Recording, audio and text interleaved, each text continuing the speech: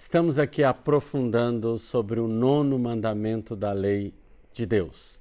Não levantarás falso testemunho sobre o seu próximo, porque as palavras têm um grande poder.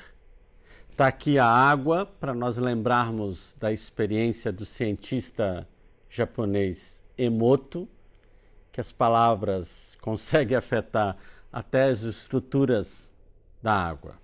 Esse mandamento nós poderíamos colocar 3 versões deste mandamento, que seria a maledicência, a insolência e a amalsolência. A maledicência é dizer mentiras. Não falarás mentira sobre o próximo. Entenda-se mentira aqui, é aquela intenção que a pessoa tem de fazer mal para o outro. A intenção de controlar o outro. Ou seja, a mentira é uma postura consciente que deforma a realidade. Isso é maledicência. Falar mentira é prejudicar o outro. Uma outra versão é a insolência. A insolência diz respeito a você divulgar o mal, porque o mandamento diz também para você não ficar replicando, anunciando, espalhando algo ruim que aconteceu sobre uma pessoa.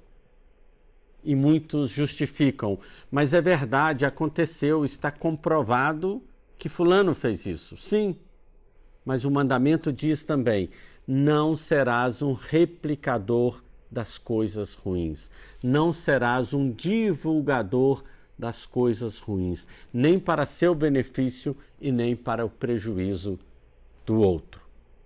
Então, a versão da maledicência e a versão da insolência. E a terceira versão que nós podemos colocar da amalsolência, ou seja, não amaldiçoareis. O 9º mandamento nos ensina a não amaldiçoar os outros, a não julgar praga, a não ficar desejando o mal para o outro. Porque todas essas 3 versões, seja o falar mentira, o divulgar o mal ou a própria questão de amaldiçoar, tudo isso de alguma forma pode e certamente se voltará contra nós. Podemos lembrar aqui aquilo que nós chamamos na filosofia da dialética do senhor e do escravo. Quando uma pessoa tem um escravo, prende alguém, ela também fica presa. É assim que você entende que a pessoa que odeia alguém está de alguma forma preso a esta pessoa. Então, o odiento sofre tanto, ou às vezes até mais, do que o odiado. Lembra da ponte que as palavras criam, que vai e vem? Então, essas 3 versões mostram justamente essa realidade profunda, que é de não denegrir, de não difamar a pessoa do outro.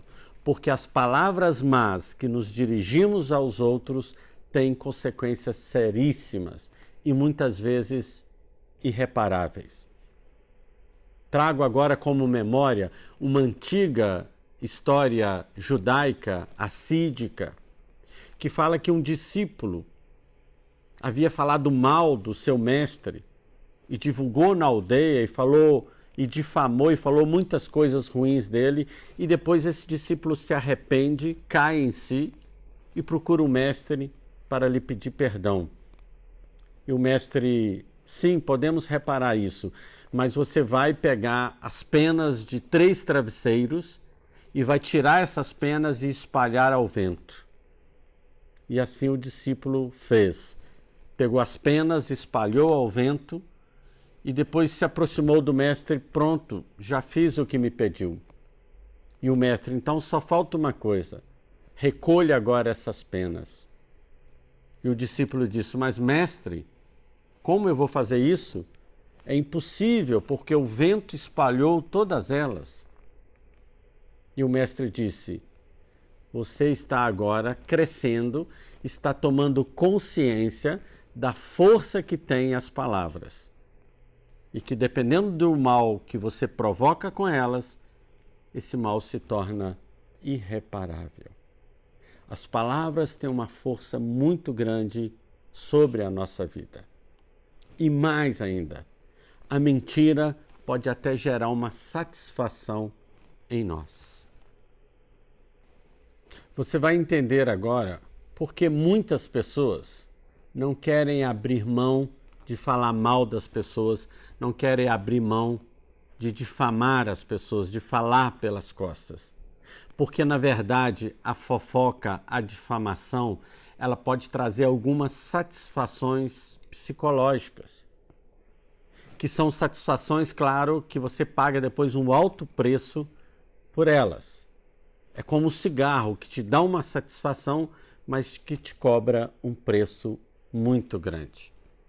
Vamos pensar em 6 satisfações que a fofoca, que a maledicência sobre o outro pode provocar em você. Satisfações psicológicas, aqui representadas por essas caixas pretas, porque é uma caixa preta mesmo que esconde muitas vezes um grande prejuízo.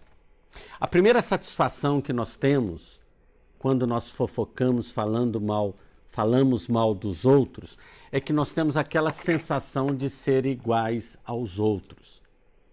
Quando alguém superior a nós, melhor do que nós, alguém mais famoso, comete um erro, comete algo errado, e você difamando essa pessoa, de alguma forma aquela pessoa fica mais perto de você.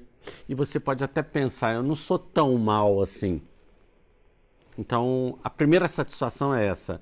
É a satisfação de, com a queda do outro, você divulgando mais a queda, você traz o outro mais para perto de si.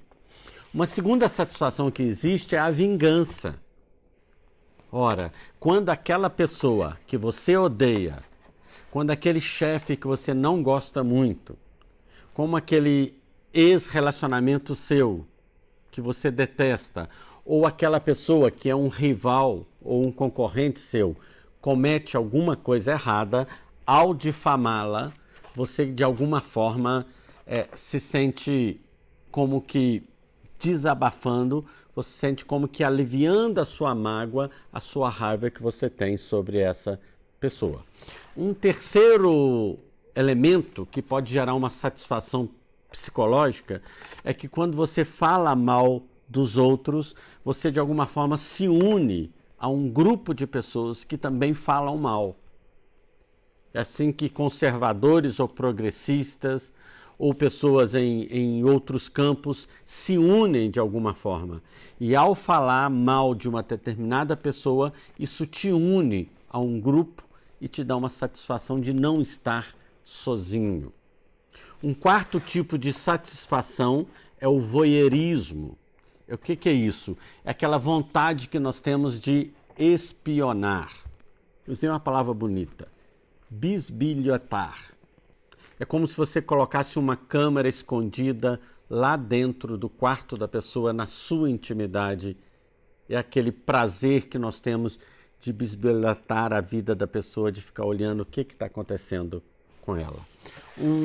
Uma quinta satisfação que a fofoca, que a difamação pode provocar em nós, é que ao espalhar uma notícia, uma fofoca, eu tenho uma sensação de ser um expert, de possuir mais informações do que o outro. Eu vou ali dar um furo de reportagem, eu vou ali dar uma notícia nova que eles não estão sabendo.